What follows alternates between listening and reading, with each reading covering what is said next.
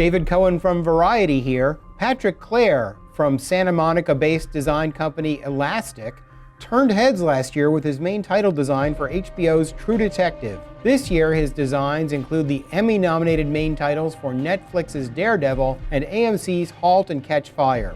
We went down the road to Elastic to visit with Patrick and get the inside story on his main title designs. You're nominated for 2 shows this year. They could hardly be more different. So let's start with Daredevil. Well, look, we had a little bit of a chance to chat with the show before we developed ideas, but not too much. They shared with us the script, and that for us is always the starting point, because everything's got to be about story. And how can you distill what's at the heart of this story down into something that's kind of a purely visual, it's about tone? And we read it and we realized it was a really dark interpretation of Daredevil. It was all about Hell's Kitchen and this kind of creeping, insidious corruption that was coming out of the rebuilding process after Hell's Kitchen in New York more generally was kind of destroyed in the Avengers. So we found this idea of something kind of seeping and creeping and bringing to life a kind of picture of evil would be really interesting. And then of course you look at Daredevil himself, and his origin story starts with him getting this kind of icky, radioactive, poisonous goop in his eyes when he's a kid, and that blinds him and then ultimately also gives him his power.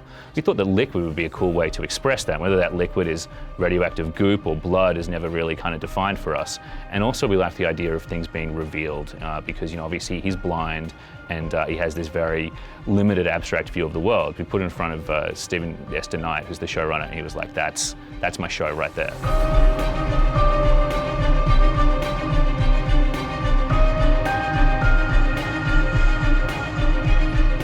Let's talk about Halt and Catch Fire. We started with a long conversation with the showrunners, and we had this great chat about what was at the heart of this show, and they gave us so many great symbols to work with. They talked about how this is a show about characters under pressure. No, this isn't happening! That are trying to forge ideas, that are trying to forge a vision of the future.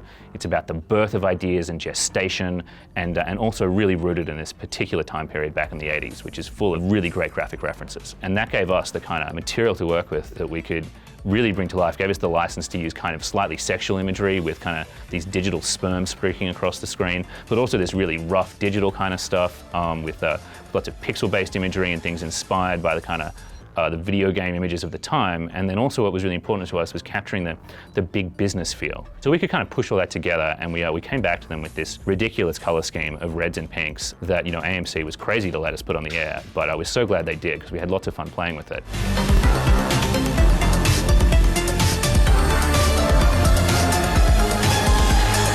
You also did True Detective.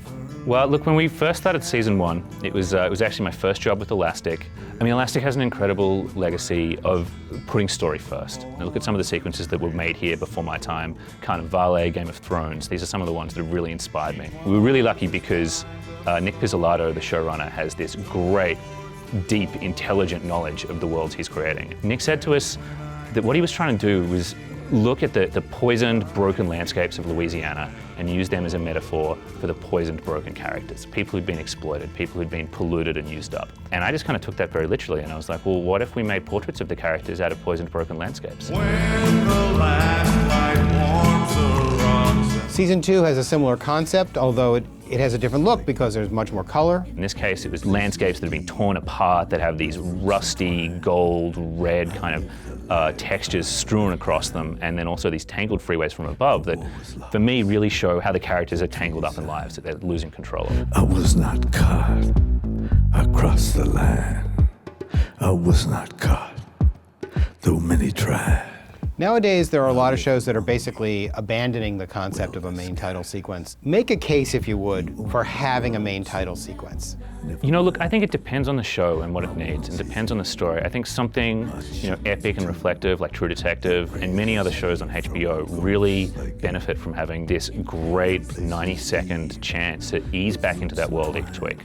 By the same token, some of the best main titles from the last couple of years are very short. You know, I think of things like Silicon Valley that was nominated for an Emmy last year. It's one of my favorite sequences. It captures the show in 11 seconds of brilliant animation. Certainly, I think that whether they're long or short, having that signpost at the start of your show to bring the viewers back is a really critical part of TV storytelling. I live among you, well disguised.